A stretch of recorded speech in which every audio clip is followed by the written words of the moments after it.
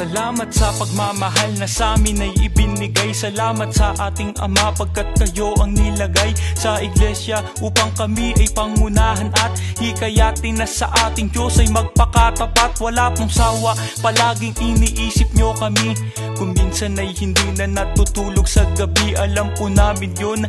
Kahit hindi nyo po sabihin, ginagawa lahat alang-alang po sa amin. Sa bawat payo nyo na nanggagaling sa Ama, ang mga aral tagubilin upang inyong maihanda ang iglesia na totoong maningning na dating hamak. Ngunit ngayon ay matagumpay na dahil sa awa ng ating Diyos na makapangyarihan. Dumarami pa mga kapilyang nangadalakihan. Patunay lang na pinagpala ng lubos, mga kaanib sa iglesia ay nalalapit sa Diyos.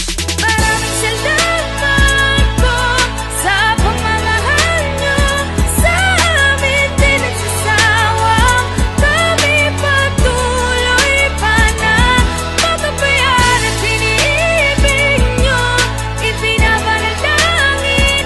Salamat po sa aming tagapamahalang sa pangunguna ninyo at pagtuturo po sa amin na siyang makabubuti po sa kaligtasan namin. Ay maraming tagpong mayroong panganib sa daan, dinadalaw pa rin pagkat inyong kinakasapikan na tunguhin ang kapatid dun sa iba yung dagat. Ligtas yung sinasapit, marami pong salamat sapagkat sa kabila ng kabi-kabilang banta, maging ang pagod gutom ay hindi ninyo iniinda. Wala pong oras na sinasayang bawat pagtupad, kami ay pangunahan, yun lamang ang tangi nyong hangad. Ito'y patunay na labis-labis ang pagmamahal. Gusto ninyong kami ay maligtas at makatagal sa bawat araw na lumilipas po ng mabilis. Mananatili kami sa kawan, di na aalis. Ipaglalaban pananampalatayang natamo. Pagdating ni Kristo haharap kaming kasama nyo.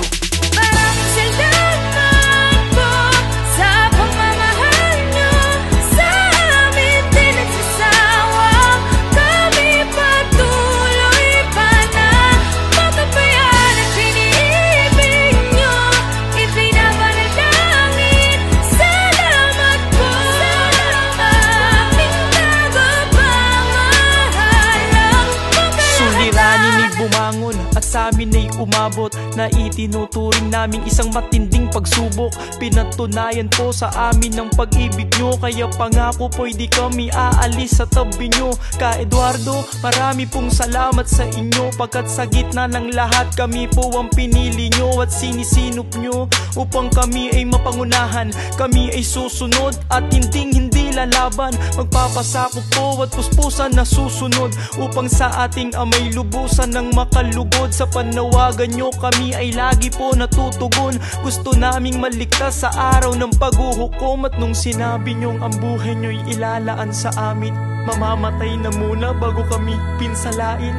Hindi kami papayag na mangyari po iyon. Kami sa panig nyo, kayo ay aming ipagtatanggol sa panalangin. Kayo ay lagi naming isinasama.